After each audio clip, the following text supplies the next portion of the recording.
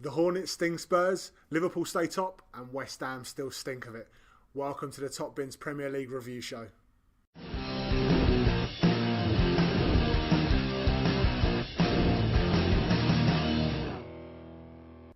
I'm Mike, he's Dave, and you're watching the Top Bins Premier League show for Gameweek 4, where we review all of the Premier League action. This week, I'm just going to give a quick shout out to our mate Jose. Jose, you're not in for a roasting this week, mate. You got away with one this for last game week. We'll spare him. Yeah, 2-0 against Burnley. We'll talk a little bit about the game later, but no roasting Mourinho on this one. So United fans, you can relax, and Jose, take a seat, pour yourself a glass of wine, and enjoy it, mate. And we're actually going to kick off with probably the surprise result, Dave, of the weekend, which was Watford. Well, what do you say about Watford at the moment? Unbeaten. 4 out of 4, mate. 4 out of 4. I don't think anyone saw that coming. Not with the way that Spurs had played the week before either. I think while they only played really well in the second half against United, did not expect this result. Is it like... I was watching the game and it felt a little bit like... I know it's too early, but it felt a little bit like the Leicester season. I don't think they've got what Leicester had in terms of firepower and Mahrez and Vardy and that real kind of strength in terms of pace and counter-attacking. But it kind of felt like there was something going on there at Vicarage Road. The atmosphere was buzzing. They were absolutely lifting the roof there. Fans getting behind them.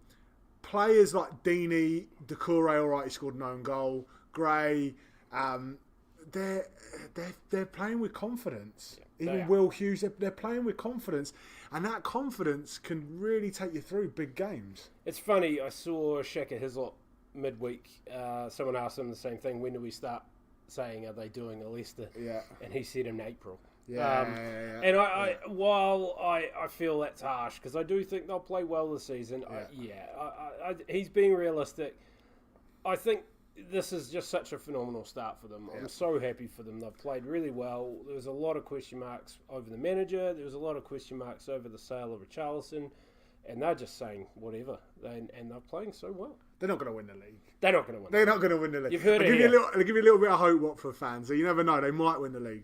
They probably won't. We'll see when you play City. That'll be the test. Yeah, there's some big games coming up for Watford. They've got some real big tests up in the coming weeks. So I think those games are really going to define how strong a start this really is going to be. 4 games is 4 games, but putting it together for 10, 15 games in a row, that's going to be really tough. Even at Christmas, we can't talk champions unless you're in the position City were, right? So, as a Liverpool fan, God, we've been on top at Christmas so many times, and we haven't won the Premier League. So back to the game quickly before we move on from it. Couple of goals from Watford, both from crosses. Very good crosses as well from Holebas. He's put 2 in there. Lovely crosses. If you've got him in your fantasy team, you'd be loving him at the moment. Deeney with a lovely header and Cathcart with a bullet. I mean, Spurs look a little bit kind of susceptible there at corners and set pieces. Could be a problem for them this season. I agree, and I just didn't think they looked like just weren't at the races. Yeah, they just didn't look ready. Whether that's a hangover from a good win the previous week, I don't know, but. Your boy Lucas Moura, like compared to the United game, he was just missing, and it just didn't flow for them at all. Yeah, Doucouré's own goal, bit of a weird one. That one was a bit of a weird one. Yeah, come off his cock or not? Yeah, I'd say so. He won't have. It hurt him in many ways. I don't think he'll score an own goal like that again. It was a shocker. But overall, thought Watford did well, deserved the win. And they go marching on, mate. 12 points out of 12. You can't knock that. Not at all. And we've got, 3 unbeaten teams now. Yep. They're one of them. If you'd called that at the start of the season, hats off to you. On to the next game. We're moving over to Wales and the Cardiff-Arsenal game. Highest scoring game of the weekend, which I didn't call. I didn't see there being that many goals in it. But Certainly not from Cardiff. No, and ended up being 3-2 to Arsenal. I mean, Arsenal, all right, they won, and I'll give them a bit of a rough time. I'm going to give them some credit here, Dave. I'm going to say that going forward, they actually looked pretty sharp against Cardiff. And I know Cardiff weren't up to much defensively, but I really think it's important that Emery gets Aubameyang and Lacazette. He finds a way to, in the big games, to be able to play them both. Well, Lacazette was the difference. He was. He was, on the day, he was the winning of the game. Great goal he scored. Yep. Lovely bit of link-up play for Aubameyang's goal. That little flick round the corner, and he was off on his bike as well to go and get it. And Aubameyang's buried that. For a player with not much confidence at the moment, he's buried that one. And Lacazette's finish, absolute bullet into the top of the net. So going forward, they look good. But you have got to worry as an Arsenal fan, if you're conceding 2 goals, and you could have conceded more against a very poor attacking lineup that Cardiff have. Let's talk about Petr Cech. Oh, mate, he's got to be dropped soon. You just can't ask him to play this game. We talked about this, week 1, week 2? Yeah.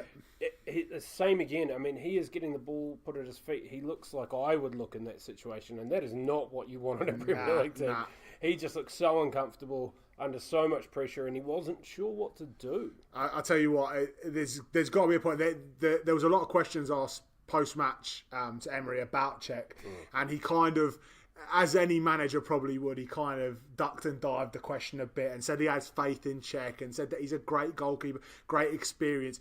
But ball at his feet, he's an absolute nightmare. He does not look like... He looks so uncomfortable with that ball at his feet. It's not going to work. No. And you've either got to ask him to stop doing it. Yeah. You've got to say, right, look, I was wrong. Yeah. Don't play that. Just play your natural game. Yeah. Or you've got to drop him. Yeah. If you want him playing out the back, it's going to take the whole season, and you're going to concede some shockers on the way. That's right. And look, I think Cardiff can take a little bit of hope from that game as well. That they... Going forward, it was against a poor Arsenal defence, but going forward actually looked a lot better than they had done in previous games, and I think that's really important for Cardiff, is to start to... what Warnock said after the game must be encouraging, at least for the neutral, because he said that in big games where if they just sit back and try and hold on, they're not going to win against big teams, he said they're going to go for it, and they're going to go after teams. So...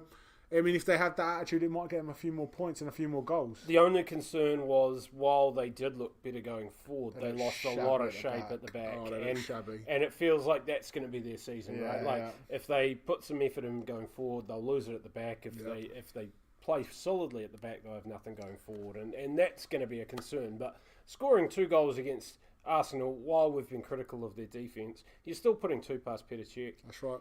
And I thought, as bad as the defence has been for Arsenal, they were a little bit better this week, even though they conceded 2. I'm not sold, Dave. I think they're a shocking defence. I think second worst defence in the league to me old mates at West Ham. Well, we'll get to them. Yeah. Turf Moor, Burnley and United. Burnley. Look, I know that United weren't great again, and we said we're not going to bag you out, Jose. So relax, mate. Chill out. Respect. All right. But Burnley, 4 games into the season, they look jaded. Well, it's Europa League. It's killing them, Dave. I've got to say, I'm not a Burnley fan. Obviously, Chris Wood plays there.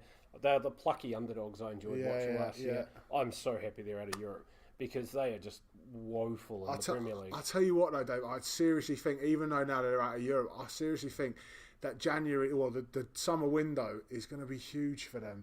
They have to strengthen, and they have to put more depth into that squad, because if you look beyond that starting 11, that bench is horrendous, and they are really, really going to struggle to beat teams in and around them with that team. And if they pick up a couple of injuries, because they're not scoring goals, let's put it straight, they're not scoring goals. No. And if they get a couple of injuries in midfield, or Tarkowski at the back, Tarkowski goes, they're in deep trouble.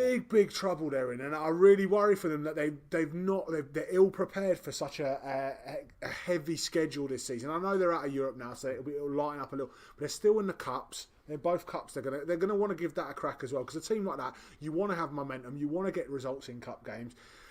But I tell you what, I do feel for them a little bit. They look like they're going to struggle. Lukaku back and scoring goals. I mean, everyone calls him. It's not very insightful. Everyone calls him a flat track bully. We know what he is. He's just an expensive Olivier Giroud, isn't he?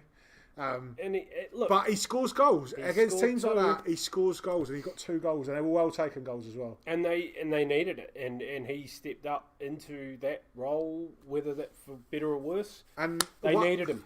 One thing about Lukaku is that when he is in the mood, he is powerful. He is fast. He's just an athlete, and when he's at it and he fancies it, he must be a real handful to defend against. And how do you harness that? Yeah. How do you get that performance every week? Well, I think or 2 out of 3 even. I think what he needs, Dave, is that we've seen it with Belgium as well, is that he needs the players around him who are top-class players to step up. That's right. And United, Alexis Sanchez, I think he's gone on holiday with Christian Benteke, because I've not seen him this season either. Sanchez has been woeful for United.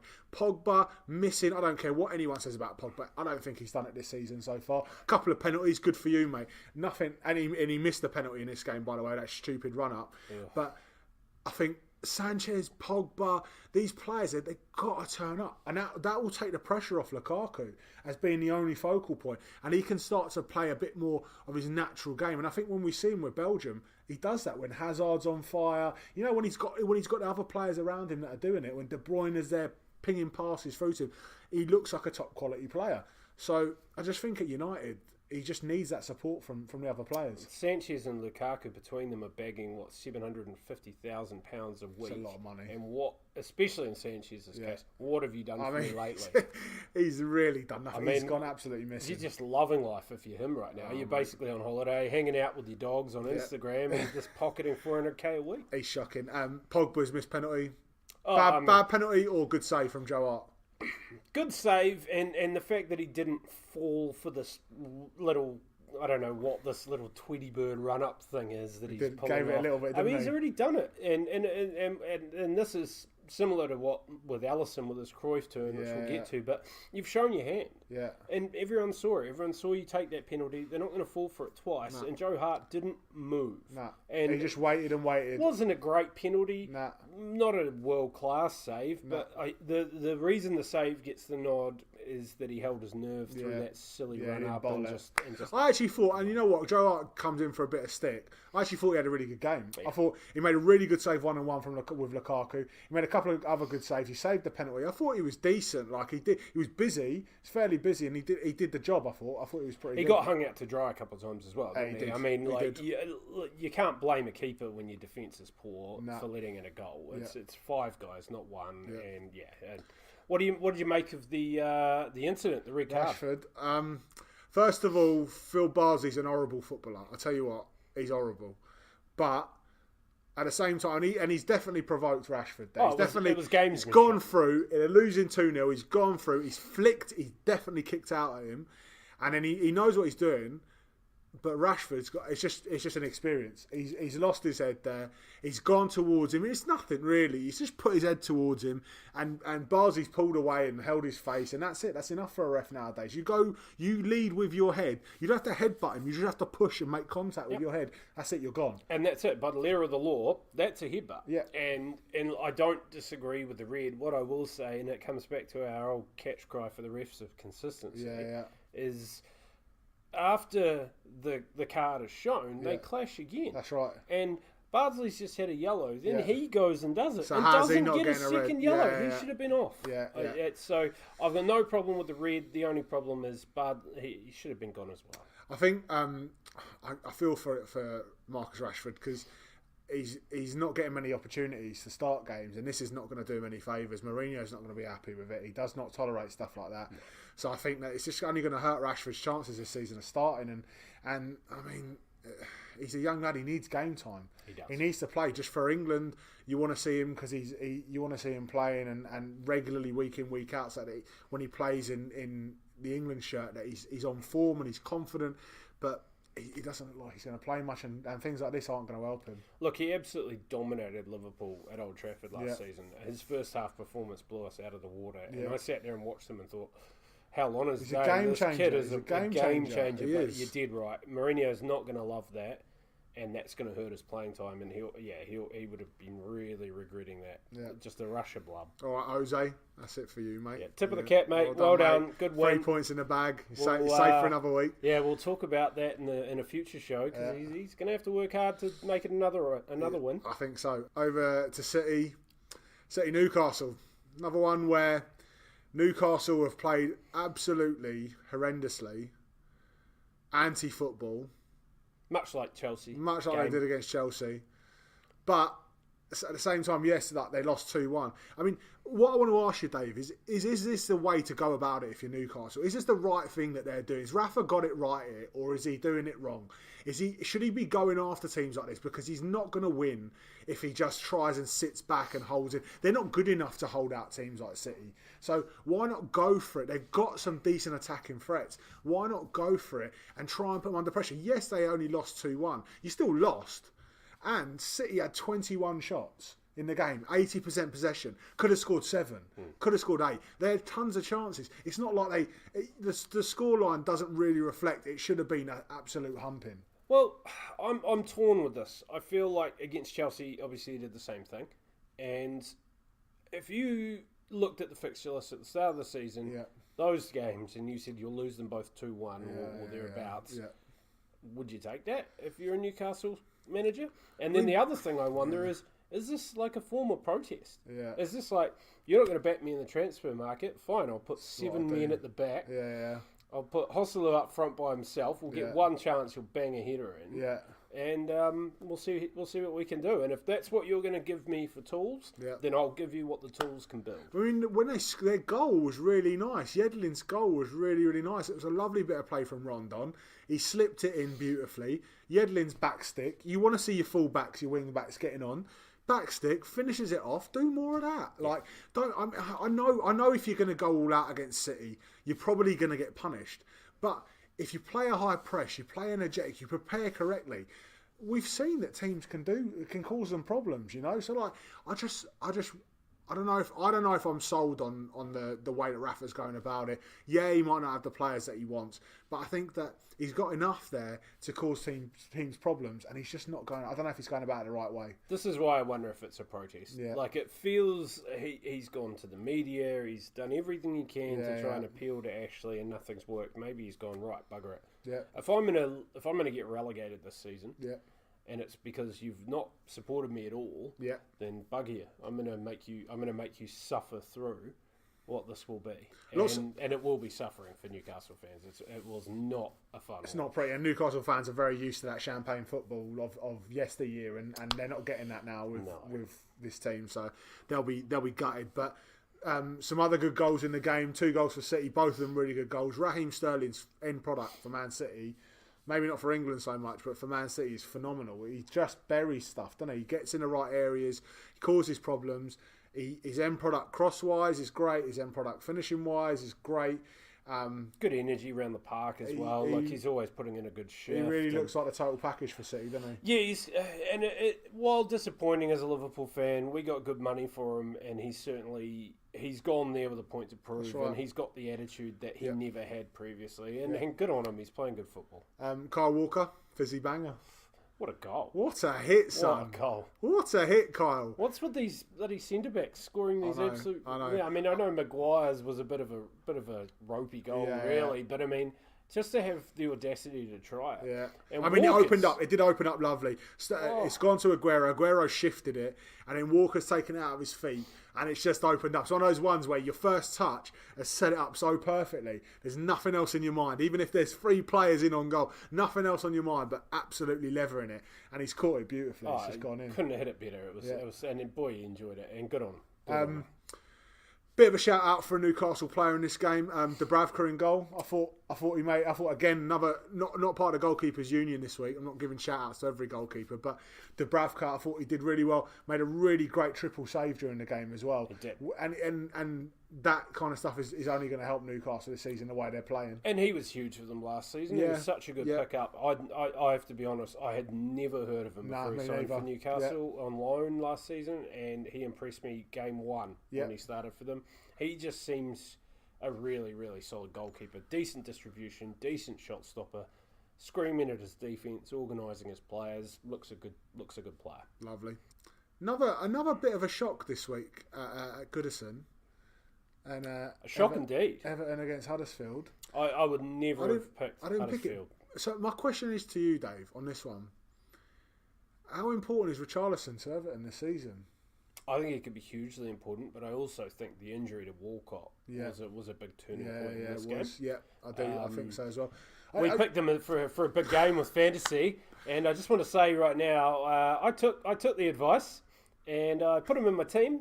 Not only that, I captained him. Well done, mate. Yeah, it was a solid 1 point, 2 points. No refunds. No refunds. No, I don't want any requests through. Nothing in the comments about refunds on your fantasy picks. Don't listen to our fantasy. He looked good. He looked good. He just got injured. What can we do? But back to the game.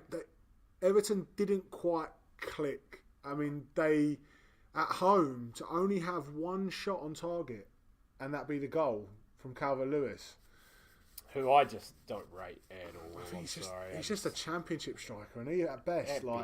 At best, he's not good enough. I think we said this in the previous weeks. I think their striking options leave a lot to be desired. You've got Calvert-Lewis, you've got Nias, you've got Tosun.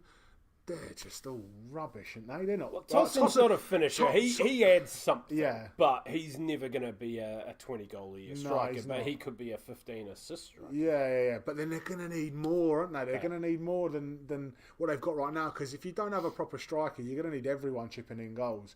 And at the moment, I mean, look, Richarlison started off really well. When he's back, he might fire again. But Walcott, we said last week, he's got to stay fit to have impact. And looks like his injuries are coming back again and haunting him. That's it. And I mean, for the positives for Everton, I mean, we saw a lovely cross for the goal, like a lovely ball on debut as well. Very nice.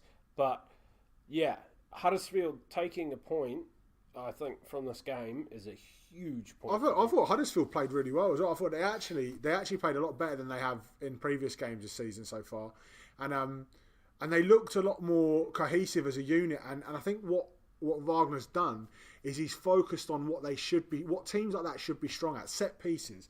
That's where you get scrapping, pressing, harrying, making people make mistakes. You haven't got tons of quality in that Huddersfield side, but what you can do is you can make other teams uncomfortable. You can harry them. You can be the fittest in the league. You can't maybe be the most talented, but you can be the fittest. You can put pressure from set pieces, corners, and that's where they got their goal from. That kind of stuff, I think, is where Huddersfield are going to get joy. And I know it doesn't fit into the mould of beautiful football, but it's effective football. And differently to what Rafa's doing, they're not just sitting there waiting for teams to come onto them. They're getting into teams, and I thought that's what they did really well against Everton. And they didn't against Cardiff, and I thought that really shocked me. Like I wanted to see this performance a week earlier, and they didn't give it. But obviously they've had a rocket because they really did come out like a team. They were 10 outfield players that were playing for each other, and that really showed. And great result for them. That could be a big point. I think the international break probably came at the wrong time for them. They want to carry momentum over, don't they? Yeah, great time for Everton though. Yeah, they need a reset, don't they, Everton? Brighton Fulham, cracking game this was. But for all intents and purposes, it looked like it was done and dusted. Fulham looked like they had it in the bag. It should have been done and dusted, and yet the old 115-year-old comes out again. What's he doing? Glenn Murray just bags him all day long. He is fantasy gold. Oh, mate, what's he's he worth, like $2 million now? But seriously, I take the mickey, but I mean, he just keeps pulling out great performances. He does. And he won them the game. He did. Didn't win them the game, he saved them the game. But the more alarming for me, I think while the comeback was great, it was more the drop-off. Yeah, it was a collapse from Fulham. They let them back in the game. And look, I know he's had a banging season so far. Got a couple of goals in the international break as well. Mitrovic has been outstanding. I'm loving him in fantasy at the moment. But he's just... What is he doing? What is he doing with that? He's pretty much caught the ball. Like, what is he playing at? Why is he doing it? I've got no idea what was going through his head. Like, there's 20 million people, video cameras, and the ref right next to you. You're not getting away with that. If you're Jokanovic, you're just going mental there. You're just like, see the game out, lads, no mistakes, simple stuff, keep the ball, make Brighton work hard, waste time, do the simple things right. He goes and fucking catches it. It'd just be driving you mental. I love that he was back there. Like, I love that's where he was. He was in the box. He was defending all the things up to the moment of madness. Were a striker that's working hard for his teammates and really trying to win this game. And then just, what are you doing? Looks a threat, though, going forward again, Mitrovic, doesn't he? Yeah, he does. He's going to see a lot of this season. A lot of that. I don't fear for Fulham.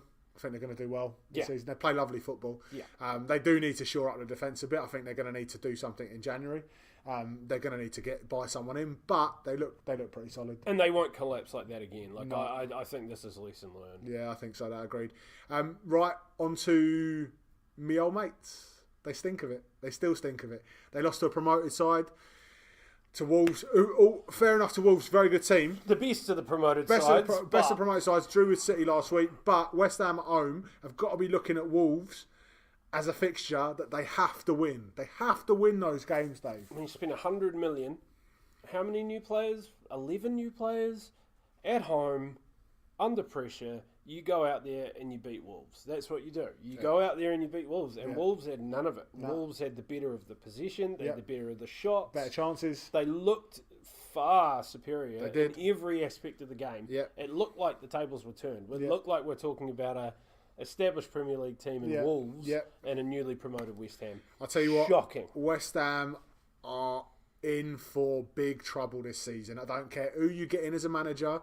I don't care what signings you can make in January. The squad there is rotten. It is a rotten squad. And that is going to prove, I think, the downfall. They've spent very poorly. They have bought players that are out of their depth in the Premier League. They haven't replaced players that are out of their depth in the Premier League. They are really, really going to struggle. Those fans are already starting to turn. I'm mates with a few West Ham fans. They're turning already. You lose the fans. You lose the dressing room. You're done. We've seen it before. We've seen this happen, this story play out before.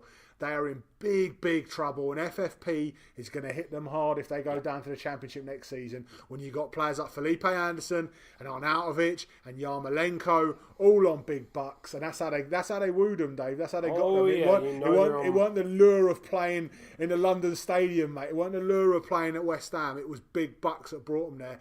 And if they go down to the Championship, this could be a Portsmouth. This has got administration written. It has. I'll tell you what. Gold and Sullivan, they'll be out of there, mate. They'll be out of there quicker than you can say. There'll be pitchforks and flames forcing them out. I'll tell you what, I'm surprised mate. it hasn't happened already. I watched that game and honestly, within 2 minutes, it was just so obvious what was going to happen. Wolves were full of running, full of neat, intricate passing. Just looked a team that was so well drilled. Looked great.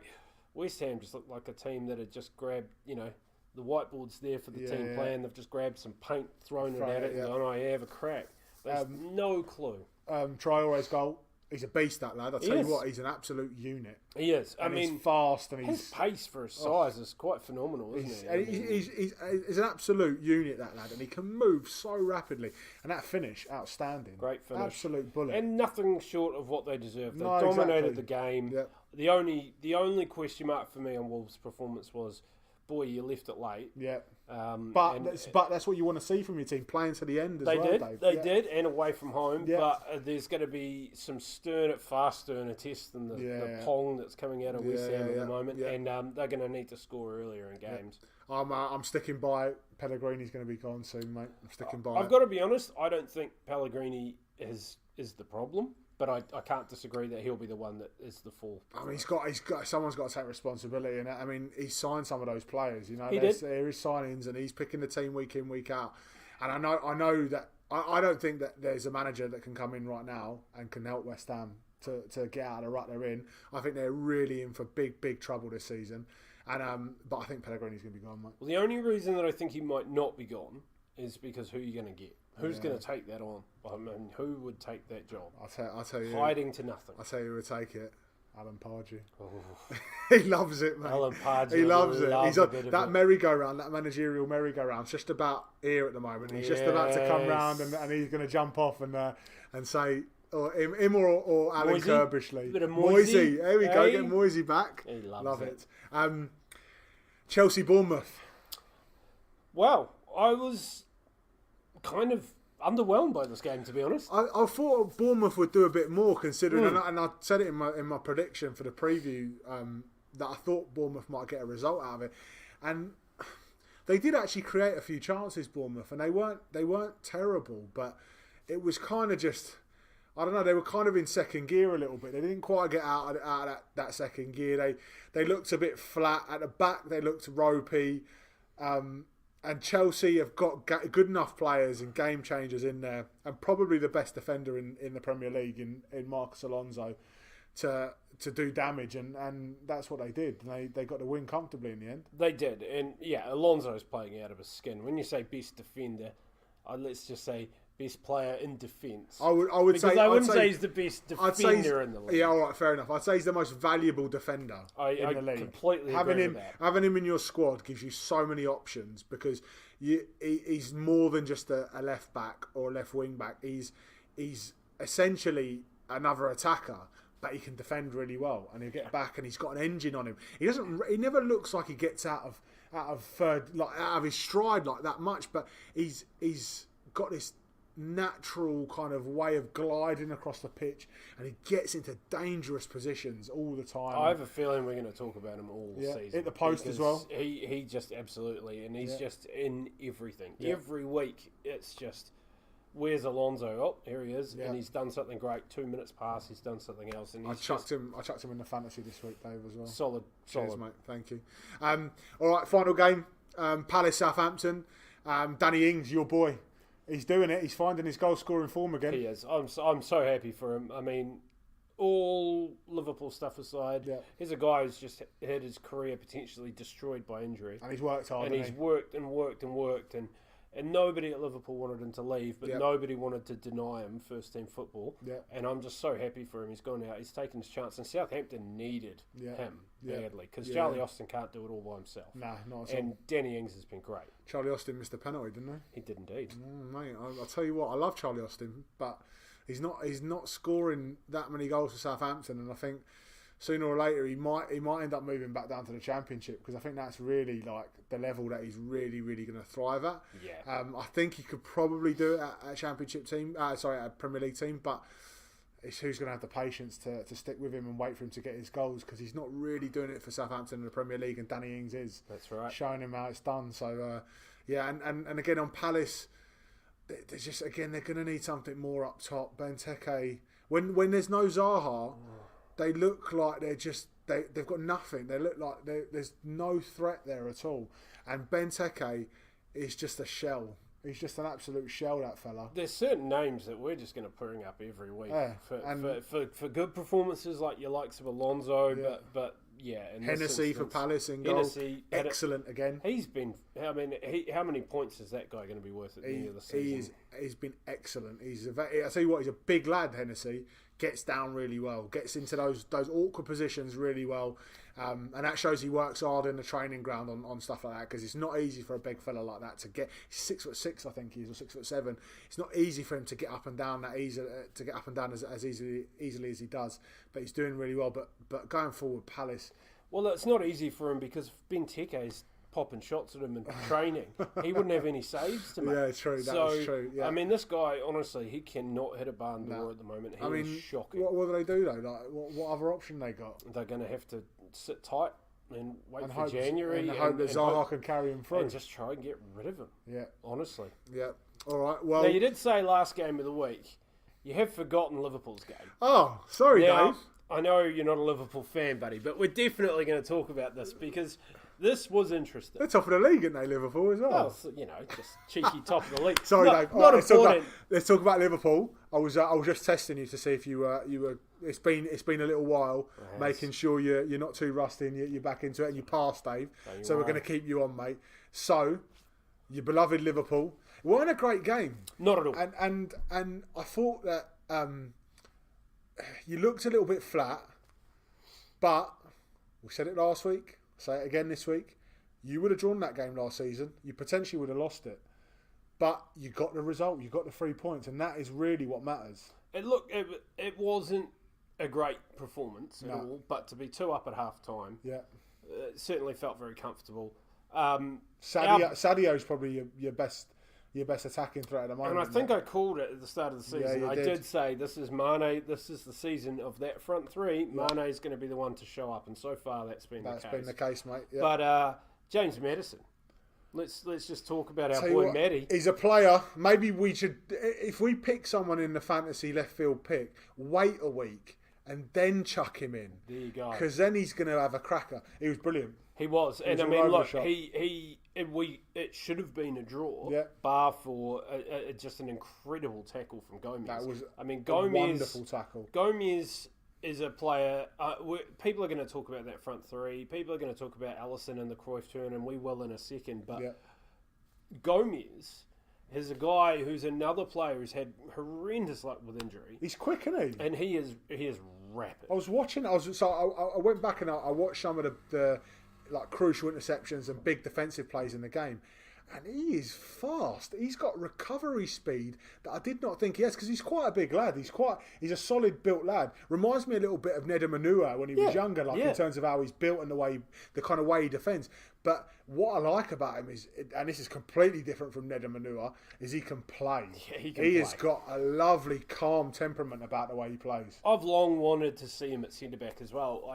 I knew we had Trent Alexander-Arnold coming through, and obviously they were battling for that right back spot, but for me it was always a matter of time. This guy was going to play in the centre of defence, and that recovery pace was a huge part of that.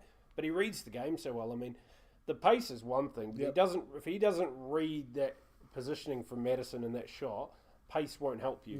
He had to read it, and then he had to get there, and he did both. And I mean, Maddison denied what should have been a great goal, and then obviously still 2-0 up. And speaking of making moves that you've already done, I mean, the chip the other week was great and the crowd loved it. But then he did it again in the same game. He just got away with it.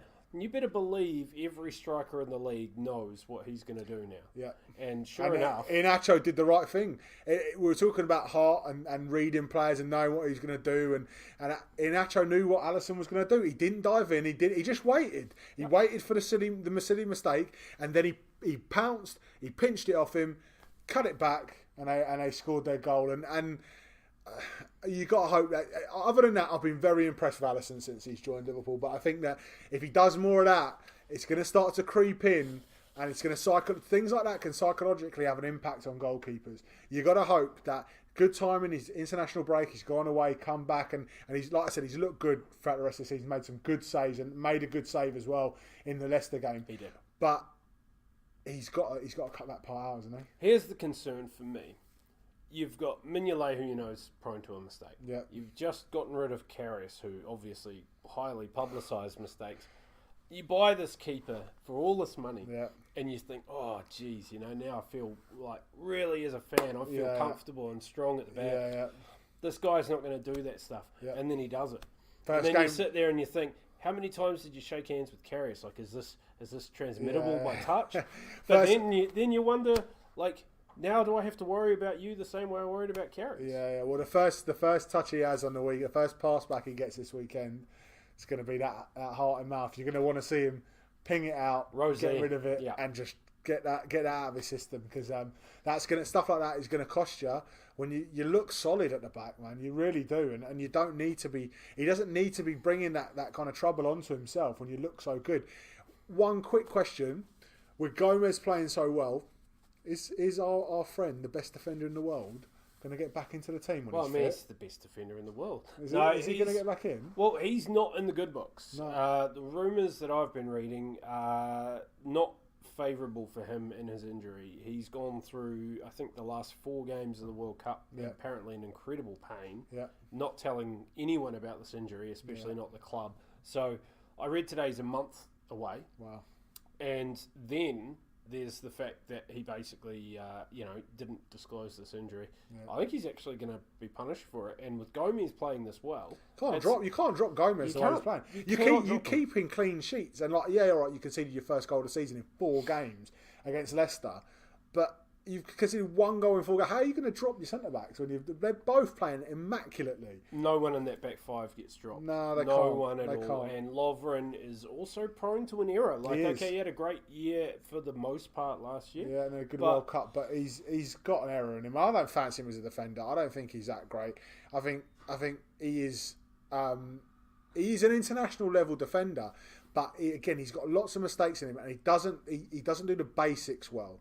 And that is where I see someone like Joe Gomez, very level-headed, very, very calm and composed for a young lad, coming in and really playing, like growing into that role as a centre-back for Liverpool. And him and Van Dijk, I mean, you think about it, Dave, they could have a partnership for the next 4 or 5 years. Absolutely. If they go on the way they're going on at the moment. That could be one of the most rock-solid centre-back partnerships that we've ever seen in the Premier League. And Gomez, what I like about him as well is, he's doing all the basics well, but he's actually pretty good on the ball. Like he's been starting attacks from the back, which is what Van Dijk does and Lovren does so poorly. Yep. So right now, what does Lovren do better than Gomez right now? Yep. Maybe nothing. Yep. Maybe a just bit of experience, attacking threat in the other area. A bit more of an attacking threat in the other opposition box. Yep. But that recovery pace, I think you take that all day over that. We'll score goals. You're not shy of goals. You're not shy of goals for that front three. Although Salah's not looking quite where he was at. No, an odd game for Egypt as well. Yeah. I mean,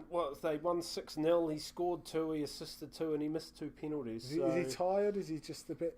I don't know. I think mentally tired. Yeah, there's a lot of pressure as well when you've had a season like that you go on and just pick up where you left off. And he's not been playing badly, but he's missing some chances. That chance at the start of the game where Schmeichel made a good save from Firmino, and then Salah coming to rebound. You're just thinking, when you saw that didn't go in, you're just rubbing your eyes in disbelief. You're thinking, that's it, that's a goal. Last year he scores 2 with that.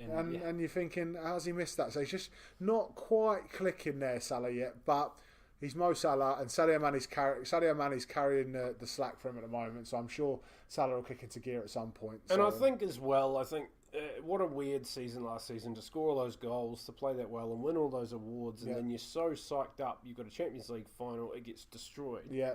And then you think, oh, well, I've got the World Cup to fall back on. Yeah. And that was just horrible as well. Yeah. I mean, it was a big up and a big down. Probably quite a big anticlimactic finish to his season, wasn't it? So, yeah. All right. Well, look, that was the last game. Thank you, Dave, for pulling me up on that, mate. If you've liked this, give us a like, and don't forget to subscribe and share this with your friends. Follow us over on Facebook at facebook.com/TopBinsFantasy, and don't forget to check out our upcoming preview of this weekend's action. I say walk like they talk like they know, talking like they know. What do they know? Talking like they know.